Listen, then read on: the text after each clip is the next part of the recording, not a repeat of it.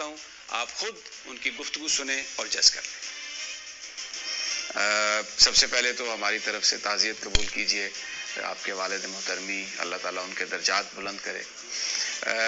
یہ بتائیے کہ بڑی ایک ناگہانی ان کا انتقال تھا، بہت اسپیکولیشن بھی ہوئی اس پر، کسی نے کہا کہ اس کی تحقیقات ہونی چاہیے، کسی نے کہا کرونا ہے۔ مجھے یہ پتا چلا کہ آپ ان کے ساتھ تھے، کچھ ہمارے ساتھ شیئر کریں گے کہ یہ سب کیسے ہوا، آپ نے سب کچھ دیکھا؟ بسم اللہ الرحمن الرحیم۔ سب سے پہلے تو آپ تشریف لائے، آپ کا شکریہ۔ اور ان کا دنیا سے جانا وہ ایک ہی وجہ بنا ہے جو ہم نے تحقیقات کی ہیں اور جو ہم تحقیق سمجھے ہیں، وہ تھا کہ جب سے فرانس میں خاکے شائع ہوئے تھے نا سرکاری سطح پر، تو وہ ایک بات بار بار کہتے تھے کہ یار انہوں نے ہمارے آقا و مولا صلی اللہ علیہ وسلم کی جو گستاخی کی ہے نا وہ سرکاری سطح پر، یہ 57 اسلامی مردے کہا کرتے تھے، ممالک نہیں کہتے تھے حضور کی عزت کے مقابلے میں انہوں نے مردوں والا کردار ادا کیا۔ یہ 57 اسلامی مردے کہاں ہیں؟ ان کا حق بنتا ہے نا یہ سرکاری سطح پر اس کو جواب دے۔ مطلب یہ تھی ان کی ایک اندر کی کڑن، اور اس کڑن کو کوئی بیان نہیں کر سکتا۔ اور ہمارے ایک شاہ صاحب ہیں، وہ اکثر خدمت کیا کرتے تھے، وہ کہتے تھے کہ جب سے یہ معاملہ ہوا تھا تو ان کے کندھے کبھی کمزور نہیں پڑے، اس کے بعد اندر سے وہ جل رہے تھے، اور وہ جلن ان کی موت کا سبب، یہی ان کی اس دنیا سے رخصتی کا جی بالکل یہی سمجھنا۔ ورنہ بخار ہوتا ہے نارمل، آپ کی طبیعت زیادہ بھی خراب رہتی تھی، اس سے بھی زیادہ خراب رہی ہے کافی مرتبہ، لیکن یہ اچانک سے بالکل لمحوں کی بات ہوئی ہے۔ لمحوں کی بات۔ تو آپ جس وقت وہ رخصت ہوئے اس دنیا سے، آپ ان کے ساتھ تھے؟ جی بات انہوں نے آپ سے؟ جی میں اس دن تقریباً 12 بجے سے لے کر 11:30 12 بجے سے لے کر رات ان کے وصال سے 10 منٹ پہلے تک انہی کے قریب رہا ہوں۔ اور میرا یہ معمول ہوتا تھا کہ اگر میں ظہر سے پہلے ان کے پاس بیٹھا ہوں تو ظہر کی نماز میں دائیں بائیں ہو جاتا تھا، اگر عصر سے پہلے بیٹھا ہوں تو عصر کی نماز کا فرصت آتی تھی۔ اور ان کی زندگی کی ایک سب سے بڑی خاصیت یہ ہے کہ ہم نے ان کو با اہتمام نماز پڑھتے دیکھا ہے، اتنی بیماری کی حالت کے باوجود کیسے بھی بیٹھا ہے۔ جب اذان ہو گئی ہے تو وہ بیگانہ ہو گئے، انہوں نے کہا نماز پڑھو۔ میں اس دن قریب بیٹھا تھا کہ مجھے وضو کراؤ، نماز پڑھ کے آؤ، بس اتنا وقفہ ہوتا تھا۔ اور اس دن مطلب انہی کا ایک تصرف تھا کہ میں ہر نماز کے بعد واپس آ کے ان کے پاس بیٹھ جاتا تھا، پھر نئے سرے سے بات شروع ہو جاتی، پھر نئے سرے۔ اور یہ جتنی جہتیں ملاقات، جتنی نمازوں کا وقت، تقریباً 4 نمازیں اس میں آئیں عشاء سمیت، ان سب نمازوں کے وقفے کے دوران ایک علیحدہ زندگی کے پہلوؤں پر اور علیحدہ معاملات کے اوپر گفتگو ہوئی، جو انشاءاللہ بڑی زیادہ فوکس کس پہ تھا ان کا؟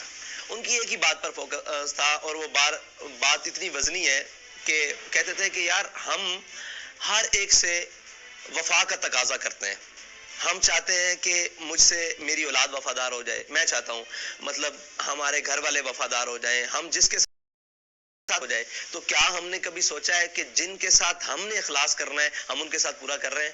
اگر ہم ان کے وفا کے تقاضے اور اخلاص کے تقاضے پورے کر دیں، یہ کائنات ساری آپ کے ساتھ وفادار ہو جائے گی، اور سارے آپ کے ساتھ وفادار ہو جائیں۔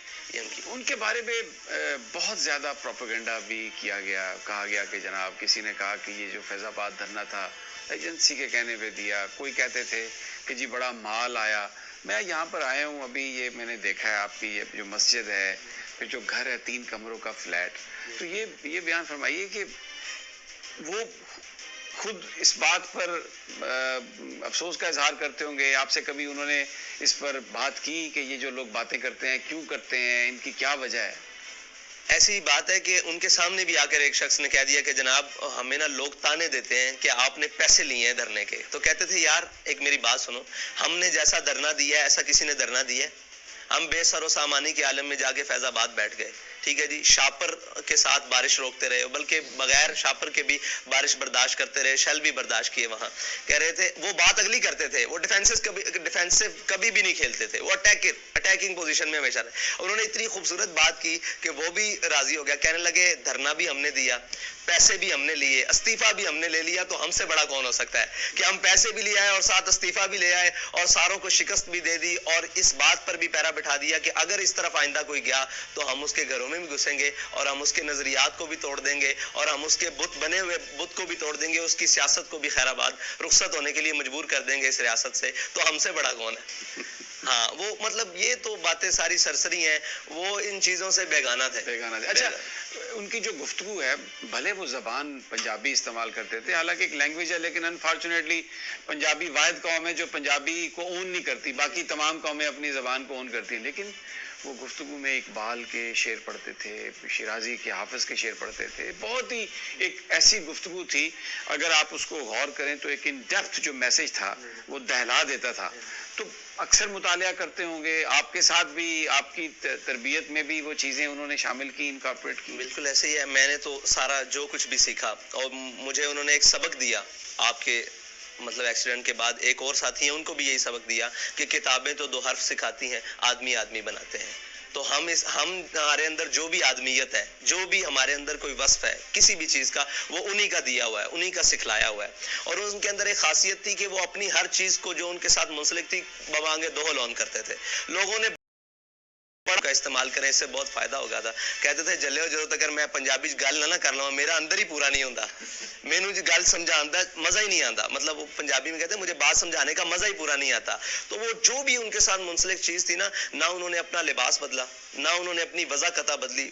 آپ دیکھتے ہیں ان کی زندگی دیکھیں، وہ ملک سے باہر گئے ایک دفعہ شام کے دورے پر، اور بتاتے تھے آگے کہ یہاں سے میں گیا، میرے ساتھ کافی سارے علماء تھے، انہوں نے وہاں جا کے چغے پہن لیے اور جناب وہ قبائیں پہن لی اور وہاں پگڑیاں کے رنگ بدل لیے، اور کہہ رہے میں نے وہی دھوتی، یہ دھوتی انہی کی ہے، یہ دھوتی اور وائٹ سوٹ اور اوپر دستار اور یہی پہن لیا اور یہی پہن کے سارا کام تھا. تو اپنی جو چیز تھی نا، تہذیب اور تمدن جو ان کے اندر کوٹ کے بھرا ہوا تھا، اس کو بڑی کھلے دل سے آن کرتے تھے. جو ہماری تہذیبی باتیں تھی، روایات کی باتیں تھی، انہیں کھلے دور تھے. اسی لیے وہ پنجابی میں زیادہ گفتگو کرتے تھے اور اس کو آن کرتے تھے کہ لوگ سمجھتے ہیں کہ اجڑ ہوتا ہے جو پنجابی بولتا ہے اور یہ وہ، بلکہ انہوں نے پنجابی میں انگریزی والوں کو مجبور کر دیا کہ وہ آپ کی پنجابی میں ترجمے ٹرانسلیٹ کر کے انگریزی میں گفتگو سنیں.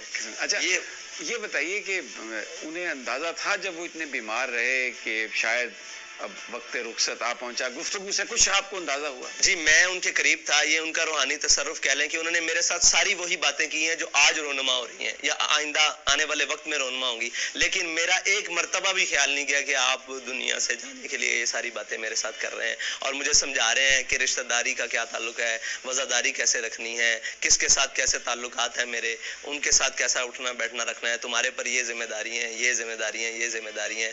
اس مطلب تحریک کے حوالے سے ساری گفتگو انہوں نے میرے ساتھ کی. لیکن میرا ایک وقت کے لیے بھی خیال، ایک لمحے کے لیے بھی نہیں گیا کہ یہ میرے ساتھ یہ ایسی باتیں کیوں کر رہے ہیں. حالانکہ وہ ساری باتیں وہی اسی مقصد کے لیے تھی. اقبال اس سے آگے کی چیز ہے. کہتے تھے اگر یہ ہم منبر پہ بیان کریں تو لوگ ہمیں ماریں گے. اقبال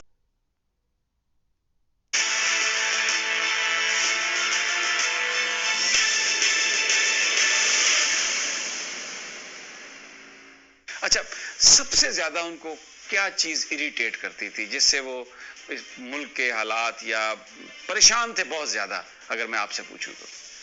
سب سے زیادہ جو انہیں اریٹیٹ کرتی تھی کہ وہ امت مسلمہ کا اپنے آقا و مولا سے اظہار وفا سینہ کھول کے نہ کرنا. وہ کہتے تھے کہ جب بھی ہم حضور کی ذات کو دیکھتے ہیں، ان کی دی ہوئی شریعت کو دیکھتے ہیں، تو وہ یورپ کی اینکوں سے کیوں دیکھتے ہیں. وہ کہتے تھے اسلام کو اسلام کے مزاج کے مطابق بیان کیا جائے، اور یہی ان کی خاصیت تھی جو انہوں نے کیا، اور قوم نے ان کو قبول کیا، امت نے انہیں قبول کیا، اور ان کی وہ سب سے نکھر کے آئے کہ وہ اس بات کو اس کے مزاج کے مطابق تشریح کرتے تھے اور لے کر چلتے تھے. وہ کہتے تھے یہ فلسفہ، یہ ساری چیزیں بعد میں ہے، حضور کی ذات پر پوری امت کی آنکھ بند ہونی چاہیے، یہی کائنات کا ہمارے لیے محور اور مرکز ہونی چاہیے.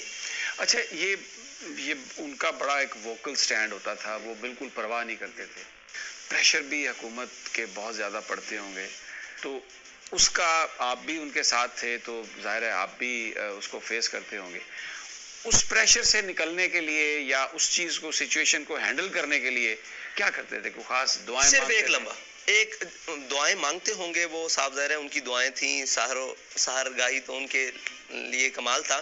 لیکن جو دعا وہ اکثر کرتے تھے نا، کوئی بھی کتنی بڑی پریشانی کی بات آگے بتاتا تھا کہ حضرت یہ ہونے والا ہے، تو وہ کہتے تھے بچے لگ دے نہیں یار، پنجابی مطلب اور جلیا چھاڑ، یہ بھی کوئی گل ہے، مطلب اس سے زیادہ وہ اس بات کو اہمیت نہیں دیتے تھے، بلکہ ان کی محفل میں کوئی بزدل بن کے آتا تو وہ دلیر ہو کے جاتا، اور کوئی بھی بزدلی والی بات آتی تو وہ اس کو دلیر بنا کے بیٹھے۔ فیض آباد میں مجھے ایک ایسا فون آیا جس نے مجھے ہلا دیا اندر سے، مجھے کہا کہ جناب آپ کو یوں کر دیں گے، آپ کو وہ کر دیں گے۔ میں بھاگتا بھاگتا نا ان کے خیمے میں گیا، کونیاں دھو رہے تھے اس ٹائم، وضو کر رہے تھے، کونیوں میں پانی ڈال رہے تھے، تو مجھے دیکھا اور میری شکل دیکھی نا تو پہچان جاتے ہیں صاحب ظاہر آخر، تو مجھے دیکھا تو کہنے لگے کیا ہوا؟ میں نے کہا جی ایسے ہے، کہتے ہیں جلیا یہ بھی کوئی گل ہے، جدو اسی کہنے حضور دے نا تے مرن آئے بیٹھے تے کدوں مرنا، آج موقع مل جاوے تے اس تو بعد تو میں باہر نکلا، مجھے ایسے لگتا تھا میں دو عالم سے ٹکرا جاؤں گا۔ مجھے یقین جانے صرف ان کی اتنی سی بات کے بعد مجھے یہ حوصلہ مل گیا، ایسا لگتا ہے دو عالم سے ٹکرا، اور کوئی بھی بات ان کی محفل میں چھوٹی کرتا، گری ہوئی کرتا یا بزدلی والی بات کرتا، اس کو دلیری کی باتیں سناتے، اس کو دلیری کی باتیں سناتے، اور وہ جو دلیری آپ نے ان کی گفتگو سے سنی ہے وہی دلیری ہے، اور جو ان کے آپ نے اعمال سے دیکھا ہے اور ان کے کام سے دیکھا ہے وہ دلیری۔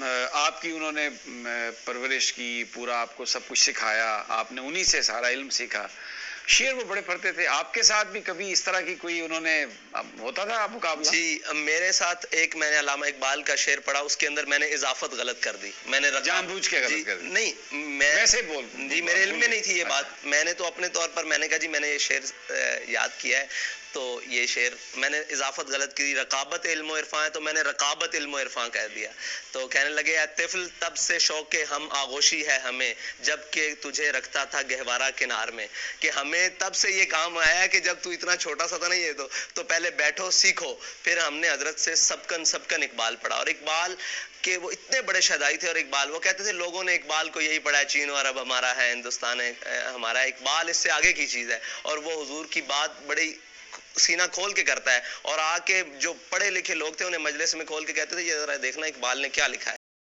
ہم ممبر پہ بیان کریں تو لوگ ہمیں ماریں گے، لوگ کہتے ہیں مولوی سخت ہے، اقبال سے بڑا مولوی کون ہے؟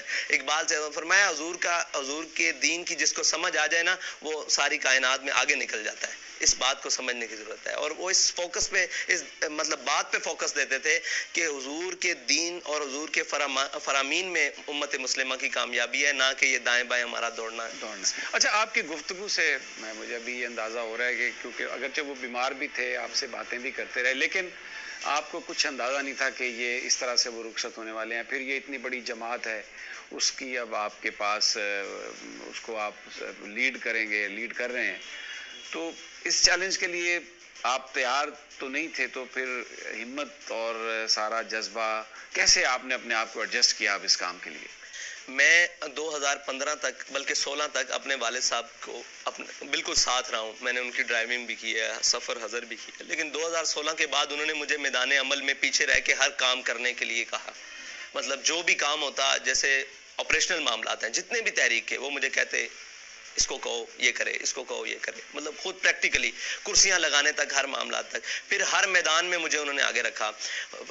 فیض آباد جس دن آپریشن ہو رہا تھا سب کو کہتے اس کو بلا کے لاؤ، مجھ سے پوچھتے ہیں کیا صورتحال ہے، میں نے کہا جی شیلنگ ہو رہی ہے، یہ ہے، مجھے کہتے چلو بھاگ کے آگے جا کے سب سے آگے کھڑے ہونا ہے، لوگوں کو یہ نہ لگے کہ تم پیچھے بھاگے، میں پھر سب سے آگے جاتا، پھر بعد واپس آتا، پھر آگے جاتا، پھر واپس آتا، تو انہوں نے ہمیں میدان عمل میں رکھ کے نا خوف بھی دکھایا، خوف کی جو صورتحال صحیح ہوتی ہے نا، جس میں اللہ تعالیٰ نے کہا وَلَنَبْلُوَنَّكُمْ بِشَيْءٍ مِّنَ الْخَوْفِ وَالْجُوعِ وَنَقْصٍ مِّنَ، تو ہم نے بھوک بھی دیکھی ان کے ساتھ رہتے ہوئے، خوف بھی دیکھا، اور نقصان دیکھا، جانوں کا ضیاع بھی دیکھا، سارا کچھ دیکھا۔ انہوں نے ہمیں پریکٹیکل لائف سے گزارا کہ ہمیں ان کی جو جدائی ہے نا وہ تو ہمارے لیے ایک ایسا لمحہ ہے اور ایسی ایک داغ مطلب غم ہے کہ جو کبھی مٹ نہیں سکتا، لیکن انہیں ہمیں پریکٹیکل لائف سے ایسے گزارا ہے کہ انشاءاللہ یہ چھوٹے موٹے جو معاملات ہیں، یہ سارے مطلب پریشر اور آپ کہہ سکتے ہیں ڈرانا دھمکانا، ان چیزوں سے ہمیں انہوں نے گزارا ہے، پریکٹیکل گزارا ہے، یہ چیزیں ہمیں انشاءاللہ ہمارے منزل کی جانب بڑھنے سے نہیں روک سکیں۔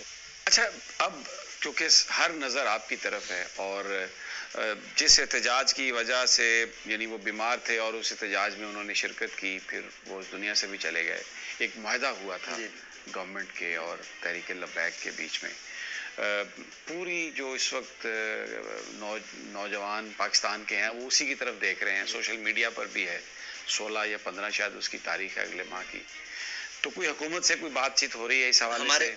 جی ہمارے نمائندگان کی ان سے کافی ساری بیٹھک ہوئی ہے، تو وہ ہم سے پوچھتے ہیں کہ آپ کا ارادہ کیا ہے. ہمارا سوال ان سے صرف اتنا ہے کہ آپ نے ہمارے معاہدے کے حوالے سے عملی اقدامات کیا کیے ہیں. اگر آپ مطمئن کر لیں، ہمیں دکھائیں کہ ہم نے یہ عملی اقدامات ناموس رسالت کے لیے جو ہم نے آپ سے وعدہ کیا وہاں تک کیے، سفیر کو نکالنے کے معاملات، مصنوعات کے بائیکاٹ کے معاملات، تو ہم دیکھیں گے کہ ہم نے آگے کیسے چلنا ہے. اگر وہ ہمیں بالکل اندھیرے میں رکھتے ہیں اور جو ظاہراً ان کی لگ رہا ہے کہ وہ علماء کو مشاورت کے لیے بلا رہے ہیں دھرنے کے، میں نے کہا دھرنے کے لیے مشاورت نہیں کریں، آپ معاہدے کے لیے مشاورت کریں. تو معاہدے کے لیے مشاورت کے لیے آپ نے ایک قوم سے معاہدہ کیا ہے، انہوں نے اپنی جانیں ہاتھ پہ رکھ کر آپ کے ساتھ احتجاج کیا اور روڈ بلاک کیا ہے، اور آپ نے سنی نہیں بات. جب آپ کی ہر چیز مکمل بلاک ہو جاتی ہے تب آپ بات سنتے ہیں. تو ہم ابھی بھی خواہش کرتے ہیں کہ وہ ہماری بات پہلے سنیں. ابھی ان کے پاس وقت ہے، 1 ماہ کا وقت ہے، اس کے اوپر عملی اقدامات نہ کریں.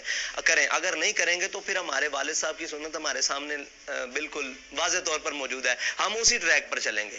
اس کے لیے ہمیں جو بھی قیمت اٹھانی پڑے وہ بالکل ہے کہ مسلمان کے لیے سب سے بڑی بات یہ ہے کہ وہ اپنے آقا و مولا صلی اللہ علیہ وسلم کے نام گرامی پر اپنی جان دے دے. اس سے بڑی کوئی نہیں.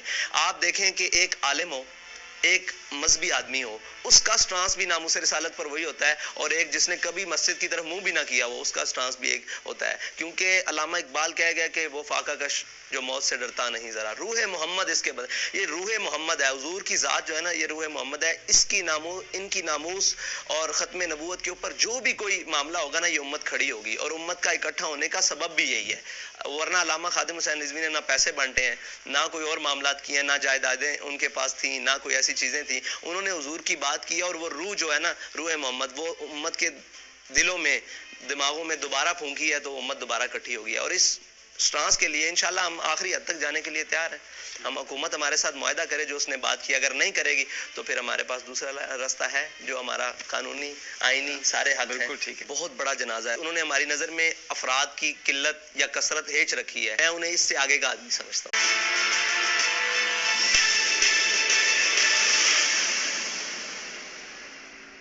اچھا، نیشنل میڈیا نے کبھی خادم حسین رضوی صاحب کو وہ پذیرائی نہیں دی.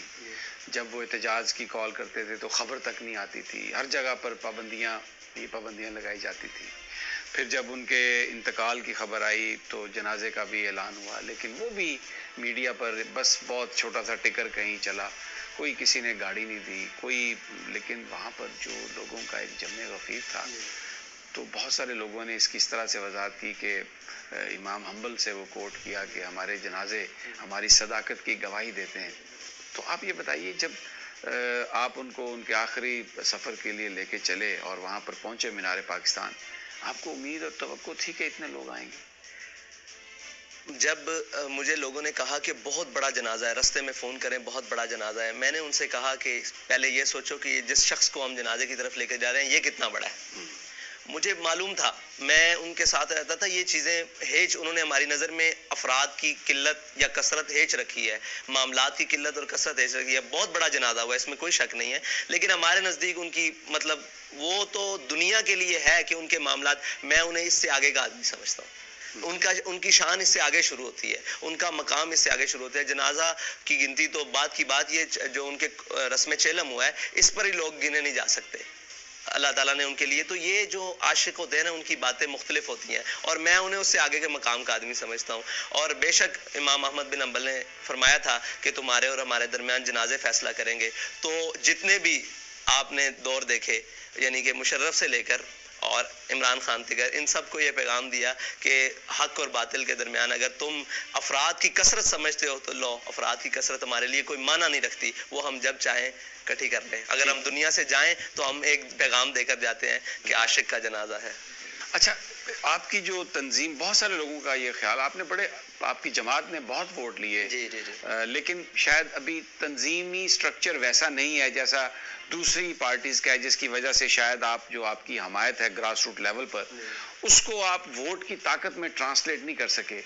اب اپنی جماعت کو آرگنائز کرنے کے لیے، باقاعدہ پولیٹکس میں لے جانے کے لیے آپ تیار ہیں؟ کوئی آپ کا ایسا منصوبہ پلان ہے کوئی؟ جی بالکل، باقاعدہ پولیٹکس میں تو ہم ہیں.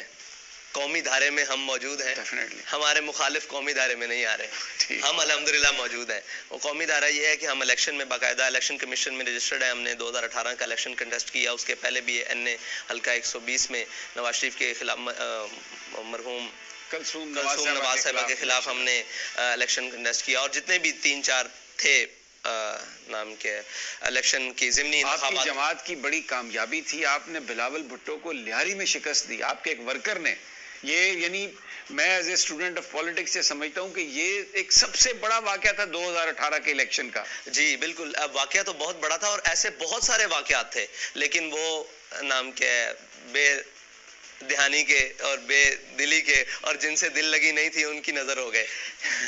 اور میڈیا سے بھی ہماری دل لگی نہیں تھی کہ وہ اس بات کو اجالا کر ہی نہیں سکے کہ ایک جماعت جو پہلی دفعہ بڑے الیکشن میں آئی ہے اور قومی الیکشن کا حصہ بنی ہے, اس نے ہر طرف اکھاڑ بچھاڑ کر دی تھی. اس کی خاص وجہ کہتے ہیں کہ میں سمجھتا ہوں کہ وہ ہمارے قائد کا اخلاص تھا, جس اخلاص سے انہوں نے قوم کو ناموس رسالت کا مسئلہ, نظریہ پاکستان کس وجہ سے بنا, پاکستان کا نظریہ اور اس کی بقا کیا, اس کی بقا کا سبب کیا ہو سکتا ہے, اور اس کے بننے کا سبب کیا تھے, اسباب کیا تھے, وہ سارے قوم کو سمجھائے. قوم نے پھر ان کے ساتھ وفا کی, انہوں نے ووٹ دیا. اور انشاءاللہ آپ نے ایک بات کی کہ ہم الیکشن میں ابھی بھی جو ضمنی انتخابات ہو رہے ہیں ملک بھر میں, اس میں تقریباً ہمارے 5 سے 6 کینڈیڈیٹ اتر چکے ہیں, اور وہ اپنی باقاعدہ کمپین کر رہے ہیں. NA-75 ہے یہاں ڈسکا میں, PP-51 ہے پنجاب, یہاں پھر وزیر آباد میں, نوشہرہ میں, پشاور میں, اس کے بعد کراچی میں PS-88 کا الیکشن ہے, تھرپارکر میں رات ہم نے ٹکٹ جاری کی ہے گل حسن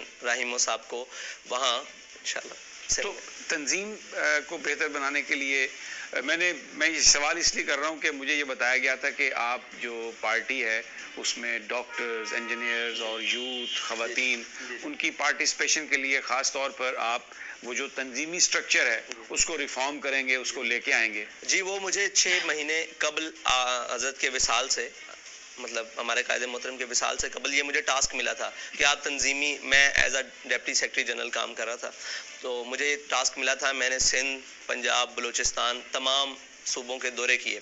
اس کے دوران میں نے ونگز کی بات کی, اور اس کے دوران میں نے ونگز کی بات کی, لیبر ونگ, ڈاکٹر ونگ, اساتذہ ونگ اور تاجر ونگز, اور اس کو تمام کو اثر نو جو تعمیر کی, جو محبت والے ہیں, جو اس نظریے سے متفق ہیں, ان کو اپنے پاس لانا, اور ایک پورا سٹرکچر انشاءاللہ قائم کر رہے ہیں. آپ سے قبل بھی میں نیچے یہی تنظیمی گفتگو کے اندر معاف تھا, اور دوست آئے ہوئے تھے, وہ اسٹوڈنٹ ونگ کے حوالے سے بات کر رہے تھے, تو اس کے اوپر کام جاری ہے انشاءاللہ. کام جاری ہے, کام جاری ہے.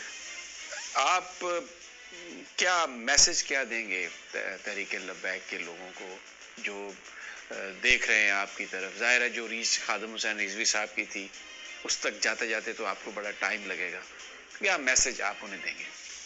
دیکھیں ہمارا میسج یہ ہے کہ ہمارے قائد نے ایک بات کی تھی کہ نہ ہمارا مقصد ہے کسی کو گرانا, نہ ہمارا مقصد ہے کسی کو اٹھانا. ہمارا مقصد ہے کہ حضور صلی اللہ علیہ وسلم کا جو دین ہے نا, جس مقصد کے لیے پاکستان بنا ہے.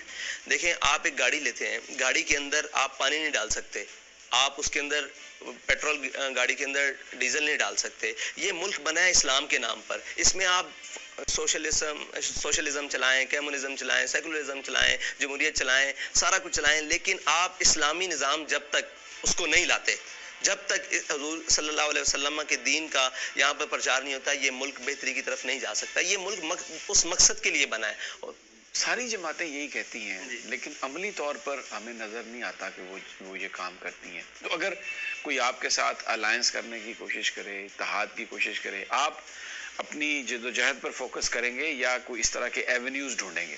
دیکھیں ہمارے ساتھ ہر شخص وہ آ سکتا ہے جو ہمارے نظریے پر متفق ہے, وہ کوئی بھی ہو, وہ اس نظریے پر آ جائے, ہم اس کے ساتھ الائنس کرنے کے لیے تیار ہیں, لیکن ہم اپنی جدوجہد کریں گے. ہاں ہمارے ساتھ کوئی ملے آ کر اس نظریے پر پہلے کھڑا ہو, پھر باقی باتیں ساری بعد میں. پہلے اس نظریے پر ناموس رسالت, ختم نبوت. ہمارا منشور سادہ سا ہے کہ اسلام, پاکستان اور عوام. اسلام کا نظریہ جو کچھ اسلام نے کہا ہے اس کے مطابق ہو, اور پھر پاکستان جو اس کی بہتری کے لیے کام, اور پھر عوام کی بہتری کے لیے کام. اگر کوئی سوچے کہ پہلے میرے محل بچیں, میرے سوئس بینک کے اکاؤنٹس بچ جائیں, اور میرے جناب سرائے محل بچ جائیں, اور سارا کچھ بچ جائے, اور بعد میں ان معاملات کی طرف چلیں, تو کبھی اس تصور میں بھی نہیں یہ بات آ سکتی کہ ہم ان کے پاس جائیں. ہاں ہمارے نظریے پر کوئی آ کر کھڑا ہو جائے, ہم اس کے ساتھ چلنے کے لیے تیار ہیں, بلکہ اس کے جو جوتے ہیں وہ اپنے کندھوں پر رکھنے کے لیے تیار ہیں, اس لیے کہ یہ مشن بڑا پاکیزہ ہے. یہ مشن وہ مشن ہے جس کے لیے قائد اعظم محمد علی جناح نے اتنی جدوجہد کی ہے جس کا تصور علامہ اقبال نے دیا ہے.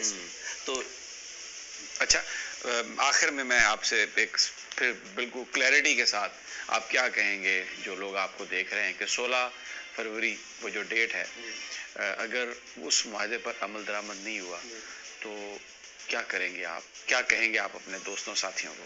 ہم پہلے تو گورنمنٹ سے کہیں گے جو ہمارے معاہدہ ہے نا، میں نے عرض کی تھی کہ ہم اس سے پہلے کوئی قدم نہیں اٹھائیں گے. ہم 16 تک آپ کا تسلی سے انتظار کریں گے، 16 کی رات تک آپ کا انتظار کریں گے، 17 کی صبح سے ہم لائے عمل بنائیں گے اور ہماری ایک باقاعدہ مجلس شورا ہے، اس کے اندر مشاورت ہوگی اور وہ جو بھی مشورہ دیں اس کے اوپر ہم انشاءاللہ پر عمل درآمد ہو کر کریں گے. اور قرآن پاک میں اللہ تعالیٰ فرماتا ہے کہ واؤفوا بالعہد ان العہد کان مسئولا. جن لوگوں نے ہم سے معاہدہ کیا ہے نا، ان کو بھی اس بات کے اوپر فوکس کرنا چاہیے کہ اپنے معاہدے کو پورا کریں اور نہ خود تنگ ہوں اور نہ ہمیں تنگ کریں. ہمارا اگر آپ کہتے ہیں کہ ناموس رسالت پر ہمارا بڑا سٹانس ہے اور ہم نے بڑا کام کیا ہے اسلامو فوبیا پر اور ساری چیزوں پر، تو آپ کو کیا مسئلہ ہے کہ ایک سفیر کا معاملہ ہے اس کو آپ ملک بدر کیوں نہیں کرتے؟ وہ سفیر ہم اس ملک میں ہر ایک کے رہنے کے لیے بخوشی خوش آمدید کہتے ہیں، لیکن انہوں نے ہمارے آقا و مولا صلی اللہ علیہ وسلم کی ریاستی سطح پر توہین کی ہے. اس کا جواب یہی بنتا ہے کہ ہم ان کے ساتھ ریاستی تعلقات منقطع کر دیں. بس اتنا سا جواب ہے. اگر اس بات کا ان کے پاس کوئی جواب ہے تو وہ انہوں نے ہم سے معاہدہ کیوں کیا؟ اب معاہدہ کر مکرنا اور نہ اس کو پارلیمنٹ میں لے کر جانا اور نہ کہیں بھی اس بات کو کرنا، بلکہ یہ کہنا کہ اس کام کو دبایا جائے اور ٹاسک دینا، تو یہ کام دبنے والا نہیں ہے. ہمارے قائد بہت ساری چنگاری اور شعلے لگا کر گئے ہیں سینوں میں. انشاءاللہ ناموس رسالت کی کسی بھی بات پر مدانت نہیں ہوگی. سعد صاحب بہت بہت شکریہ، آپ نے ہمیں ٹائم دیا اور وی وش یو بیسٹ آف لک اور انشاءاللہ جلد پھر آپ سے ملاقات ہوگی. ناظرین، آپ نے سعد رضوی صاحب کی گفتگو سنی اور انشاءاللہ ان سے ہماری گفتگو کا سلسلہ آنے والے دنوں میں بھی جاری رہے گا. اجازت دیجیے، اللہ نگہبان.